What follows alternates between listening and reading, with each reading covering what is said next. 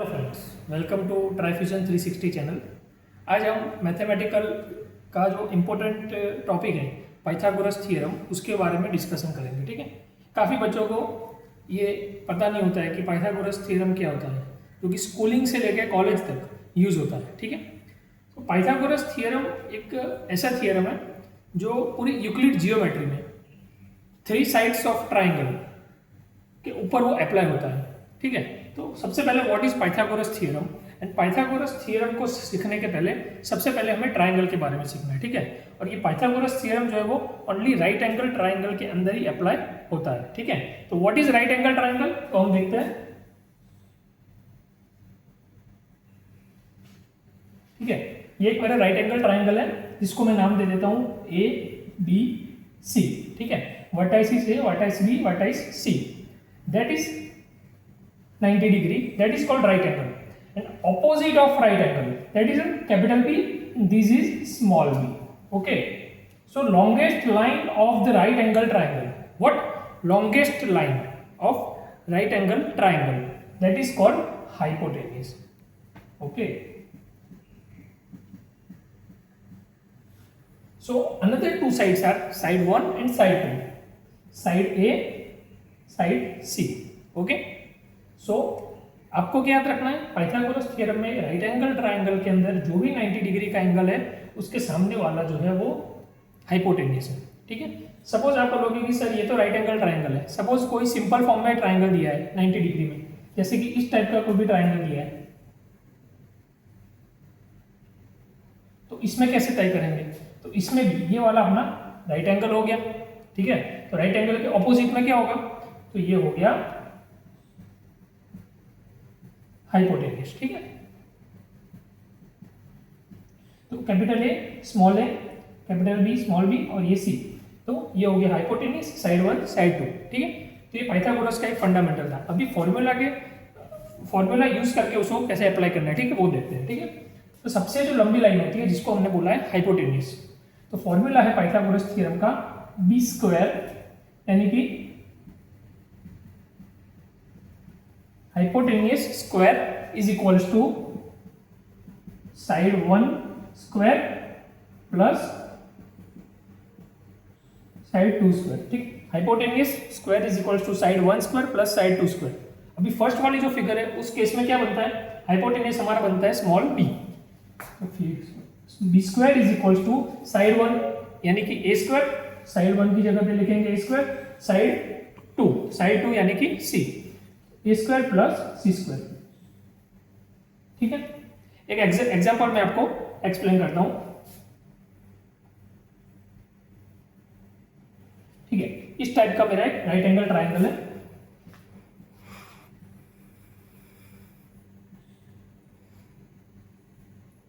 ठीक है, यहां पर हाइपोटेन्यूज का मेजरमेंट दिया है 3,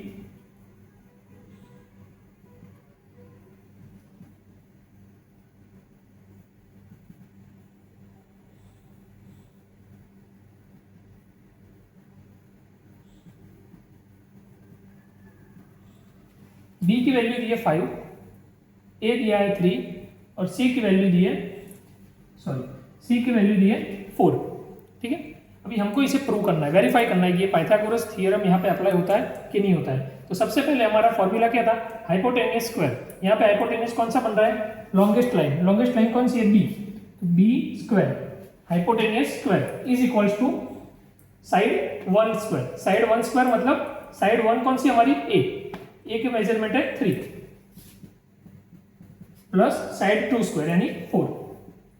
ओके, बी की वैल्यू क्या दी गई है 5, तो बी की जगह पे लिखेंगे 5 square is equals to 3 square 9 plus 4 square 16, 5 का स्क्वायर होगा 25, 9 plus 16 25। Yes, so Pythagoras theorem is verified.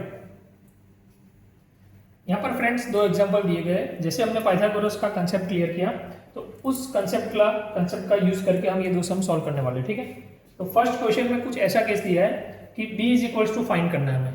ठीक है, a और b की वैल्यू दी रखी है। ठीक है, सॉरी, a और c की वैल्यू यहाँ पर दी रखी है, b की वैल्यू फाइंड करनी है। ठीक है, फॉर्मूला के हिसाब से हमने क्या पढ़ा था, हाइपोटेन्यूज का square is equals to sum of square of two sides. Okay, तो हाइपोटेनियस का स्क्वायर, यहाँ पे लॉन्गेस्ट साइड कौन सी हाइपोटेनियस है, वो है हमारा B. B square is equals to side 1 square plus side 2 square, यानी कि A square plus C square. Okay, ठीक है, बी की वैल्यू हमें फाइंड करनी है, तो यहाँ वहां पर कुछ नहीं लिखेंगे, एज इट इज रखेंगे ए स्क्वायर। ए की वैल्यू कितनी है 8 स्क्वायर प्लस सी की वैल्यू कितनी है 6 square. 8 square is equals to 64, 6 square is equals to 36। Now the sum of 64 and 36 is 100. So value of b square is equals to 100.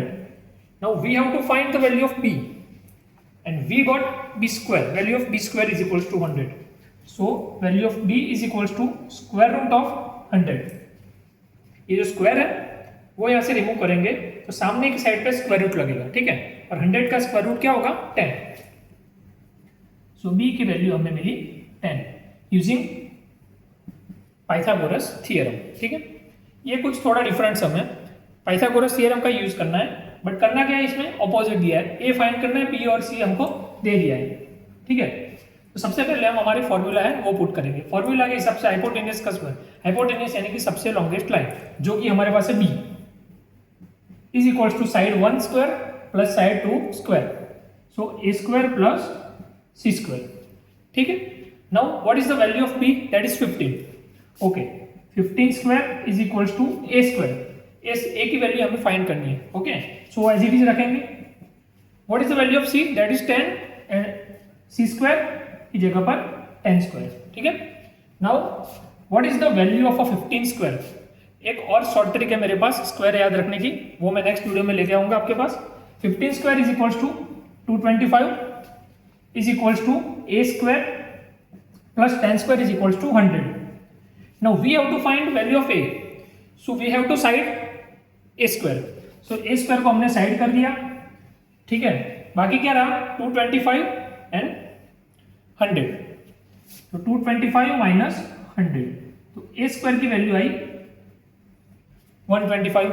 जैसे हमने आगे के एग्जांपल में देखा, we have to find value of a not a square, so square को remove करेंगे तो सामने की साइड पे स्क्वायर रूट चला जाएगा।